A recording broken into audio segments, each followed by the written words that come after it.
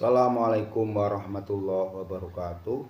Kajian ketiga terkait dengan rahasia dan hikmah toharoh atau bersuci. Dalam hal ini kita mengkaji kitab Lataif Toharoh pada halaman 8. Bismillahirrahmanirrahim. Mongko ikilah asrore suci. Faidah ngendika Syekh An-Nasaburi kasebut ing dalam kitab Lataif. Utawi wernane suci iku 8 perkara ingkang dihin sucine fuadi tegese ati, suci saking ma siwallah.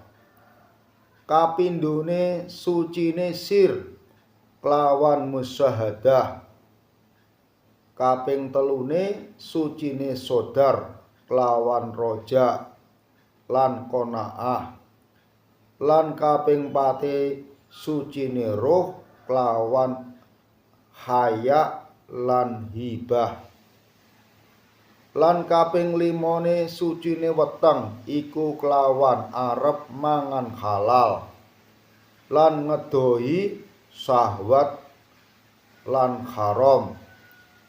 Lan kaping 6 toharatul badan iku kelawan arep tinggal syahwat. Lan kaping 7 toharatul yadin iku arep wirang saking subhat lan mujahadah kelawan ibadah. Lan kaping 8 toharatul lisan iku kelawan arep dzikir lan istighfar. Demikian, wassalamualaikum warahmatullahi wabarakatuh.